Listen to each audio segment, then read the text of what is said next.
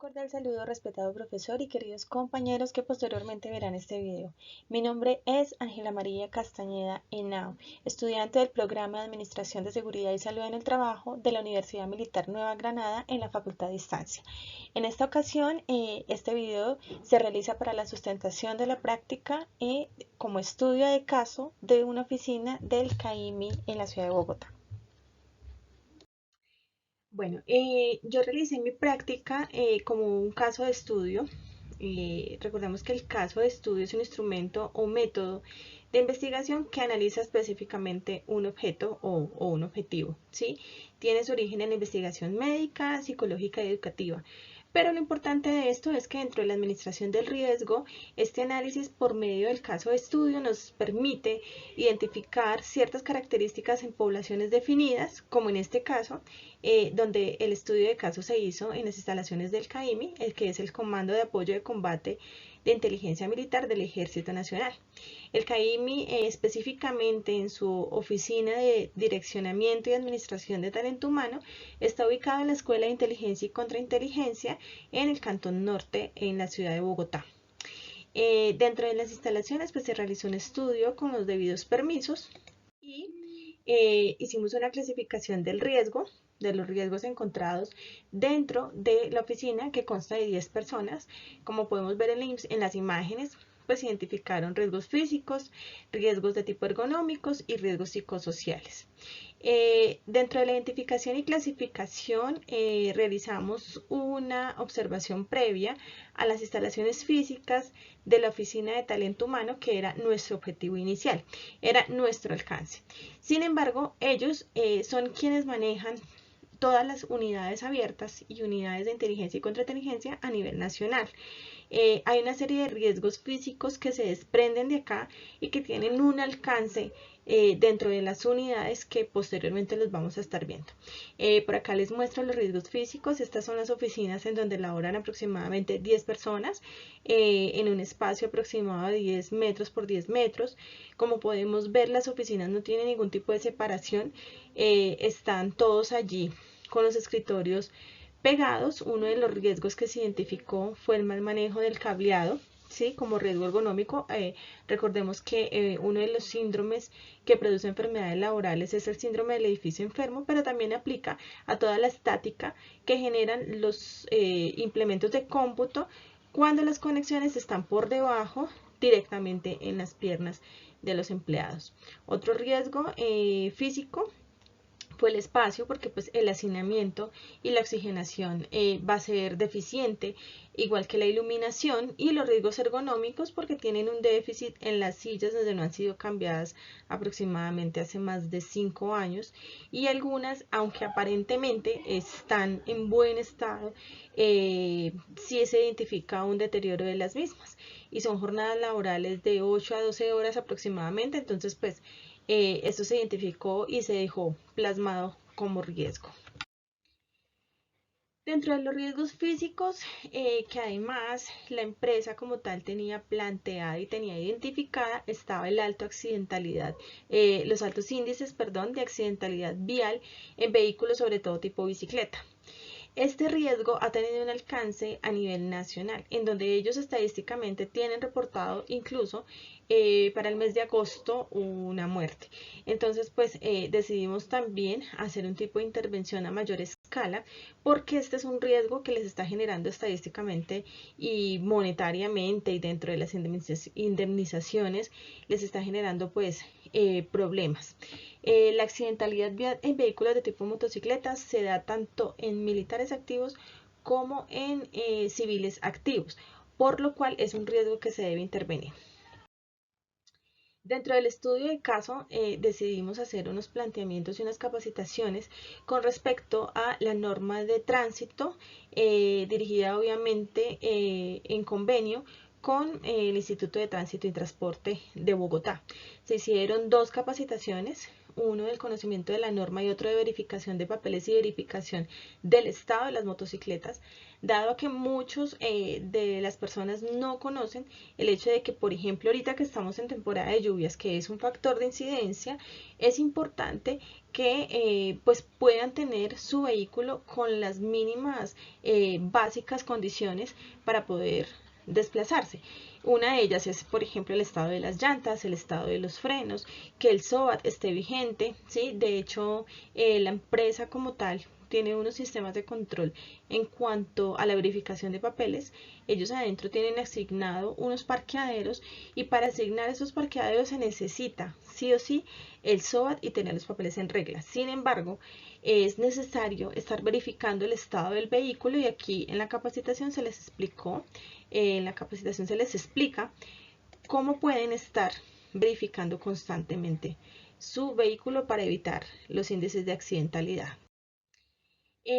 Dentro de la identificación de factores de incidencia están los factores como por ejemplo los factores naturales que han ocasionado accidentes. Tuvimos un reporte de accidentes en el mes de septiembre de un choque de un motociclista, un militar activo, que se chocó por el asfalto mojado y se dio contra unas barreras de ganado, cayó a una zanja y tuvo una lesión importante. Entonces decidimos también identificar esos factores que inciden en los accidentes de tránsito, que es el riesgo más, en estos momentos más delicado que tiene como tal el CAIMI. Dentro de esa identificación de factores se hizo una campaña de temporada de lluvias. Esta campaña está diseñada con flyers, videos para ser socializados por medio de los medios digitales como correo electrónico, grupos focales de WhatsApp, grupos de trabajo, y constantemente se les está enviando este tipo de información: qué hacer en las temporadas de lluvias. Dentro de los cantones hay que realizar una separación de residuos y no arrojar basura a la calle o alcantarillados, evitar transitar por suelos mojados, no resguardarse en árboles, perdón, que muchos de ellos pues lo hacen sobre todo en los batallones y cantones donde tienen mucho campo abierto. Se resguardan muchas veces en árboles y pues también han sucedido accidentes. Conducir con cuidado, siempre hay que tomar en cuenta, y se hizo mucho énfasis en que las personas, los conductores, si tienen que desplazarse bajo una lluvia torrencial, por ejemplo, deben hacerlo con toda la actitud a la defensiva. No pueden conducir como si estuviesen manejando normal, porque el asfalto mojado produce un riesgo, ya es una incidencia para la accidentalidad. Disponer de con actitud preventiva y ser un cazador de riesgo en su unidad. Esta campaña de cazador de riesgo, lo que estamos es alentando a los militares y a los civiles activos que transitan dentro de las oficinas, que están constantemente allí trabajando, que ellos mismos se apropien de esa responsabilidad de mirar qué está alrededor, se apropien de esa responsabilidad de mirar qué cosa nos puede producir un accidente, qué cosa se puede volver una incidencia para más adelante volverse un riesgo. En esa campaña de cazador de riesgos de su unidad, pues es una campaña que apenas empezó, pero lo que se propone es que tenga algunos beneficios. Más adelante se puede hacer un blog para que todos se compaginen con la información y podamos ser entre todos unos cazadores de riesgo. Dentro de las estrategias pedagógicas se diseñó, como parte del plan de mejoramiento de la intervención del riesgo en general, un avatar que se llama Caimito. Este avatar se diseña a fin de que las estrategias pedagógicas sean más amenas para las reuniones y para que se socialicen mejor los temas con respecto a todo lo que tiene que ver con seguridad. Una de las falencias que tenemos en la administración de riesgo es la comunicación asertiva o la comunicación efectiva, tanto con la parte gerencial como con la parte operaria. Diversos estudios analizan la manera pedagógica de llegar a cada grupo de empleados, porque cada grupo de empleados tiene una diversidad cultural, económica, educativa, tiene unos niveles distintos, y por eso se optó por diseñar, es un dibujo animado, es un video, aquí está solamente la foto, pero es un video en donde Caimito tiene voz, Caimito habla y expone las estadísticas mes a mes dentro de las reuniones del COPRES, que son las que se utilizan para, por unidad, señalar todo lo que se hizo durante el mes, los riesgos que se intervinieron, cómo se intervinieron y las estadísticas de accidentalidad de ese mes. Esta se presentó ante la DIPSE como parte de la estrategia pedagógica para llegar a más personas con el tema y con el mensaje de autocuidado. También se realizaron presentaciones estadísticas para el COPRES y el acompañamiento para la propuesta de mejora de intervención de los riesgos expuestos, todo bajo la normativa de la fuerza pública, todo bajo los parámetros de presentación que ellos tienen con sus plantillas, con sus tiempos, con sus exigencias, porque recordemos que esto es una entidad del Estado y ellos pues no permiten como que uno se salga de esa norma.